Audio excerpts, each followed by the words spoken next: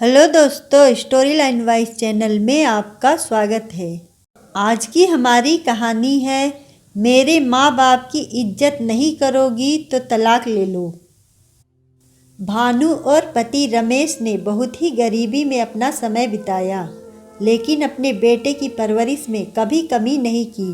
रमेश फल और सब्जियों का ठेला लगाकर घूम घूम कर बेचता और भानु लोगों के कपड़े सिलाई कर घर चलाकर भी अपने एक बेटे कृपाल की पढ़ाई करवाई और बेटे ने भी अपने माता पिता के परवरिश का अच्छा मान रखा।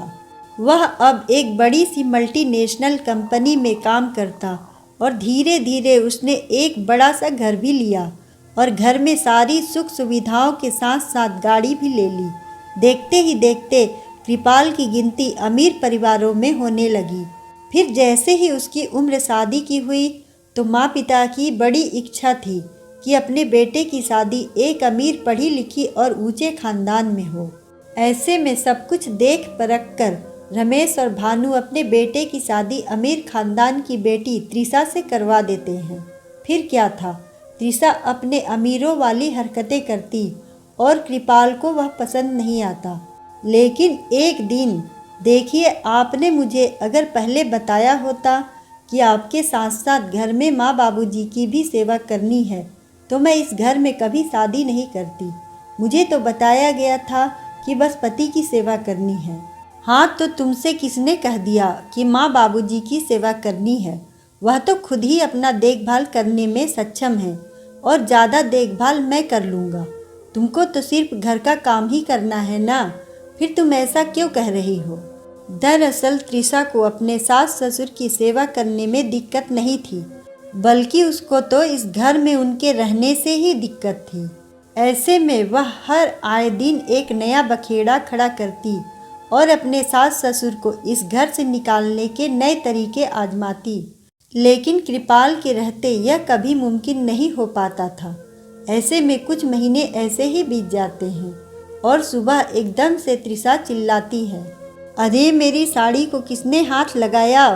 पता है कितनी महंगी साड़ी है? पूरे 20,000 की साड़ी है। ऐसी साड़ी तो तुम लोगों ने सपने में भी नहीं देखी होगी। उफ, पता नहीं कैसे गवारों के घर में मेरे बाबा ने मेरी शादी करवा दी है। त्रिशा की आवाज़ सुन भानु अपने बेटे के कमरे में दौड़ती भागती हुई आती है और अपने बहू से कहती है, बेटा दरअसल तुमने ही तो कहा था ना कि साड़ी को ड्राई क्लीन में देना है, तो बस मैंने वही तुम्हारी साड़ी अलमारी में से ड्राई क्लीन में देने को ही बाहर निकाली थी। लेकिन माँ जी, आपको मेरी चीज़ों को छूने की कोई ज़रूरत नहीं है। जो करना होगा मैं खुद ही कर लूँगी। और वैसे भी आप दोनों को कहाँ शर्म आ रही है?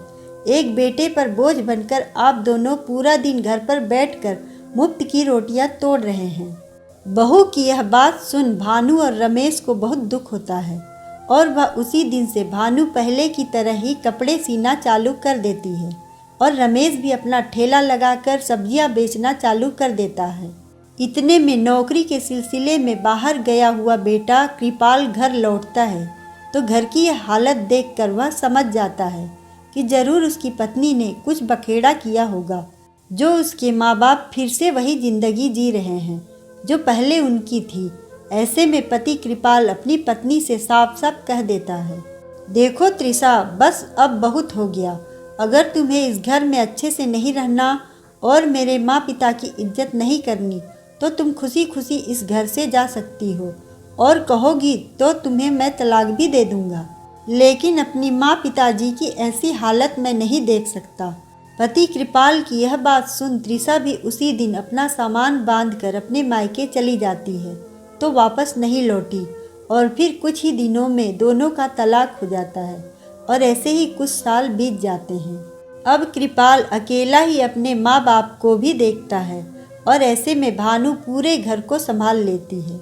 और एक दिन वह अपने बेटे से कहती है, बेटा अब मेरा शरीर भी तो बूढ़ा हो रहा है, अब कितने दिन मैं तुझे रोटियां बनाकर खिलाऊंगी, तू दूसरी शादी क्यों नहीं कर लेता?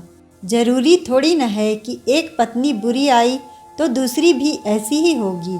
अब माँ की बात को कृपाल नहीं टाल सकता था और उनकी बात मान वह एक सामान्य परिवार की लड़की नमिता से शादी कर लेता है।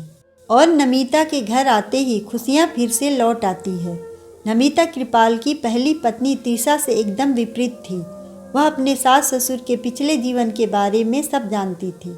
इतना ही नहीं, नमिता अपने पति का भी पूरा साथ देती। उसके घर में कदम रखते ही कृपाल को मल्टीनेशनल कंपनी का CEO बनाया जाता है, इसलिए घर में उसे एक लक्ष्मी का रूप ही मानते।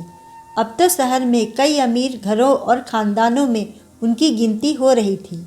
उधर त्रिशा, जो कृपाल से तलाक लेकर दूसरी शादी करके बैठी थी, अब वह 2 बच्चों की माँ थी, लेकिन फिर भी उसके व्यवहार के कारण वहाँ भी वह उतना ही परेशान रहती थी और अपने ससुराल वालों को भी परेशान करती। ऐसे में दिन गुजरते गए और साल बीत गए और अब भानु और रमेश की मृत्यु हो जाती है।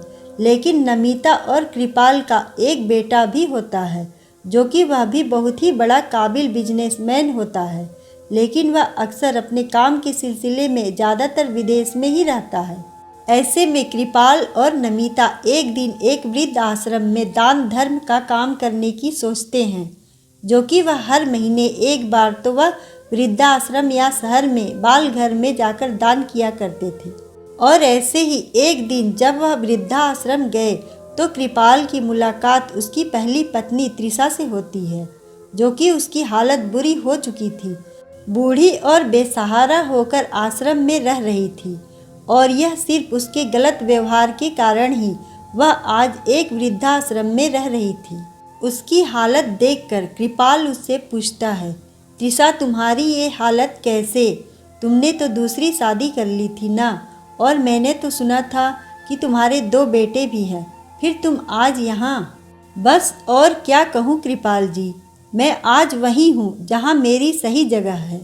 बस इतना कहकर बूढ़ी और बेजान त्रिशा उपहार लेकर वहाँ से चली जाती है और कृपाल त्रिशा को पीछे से बस देखता ही रहता है। तो कुछ देर तक वह वहीं रुक जाता है। अगर आपको कहानी पसंद आए तो वीडियो को लाइक करें, चैनल को सब्सक्राइब करें और कमेंट में बताएं कि आपको कहानी कैसी लगी। धन्यवाद।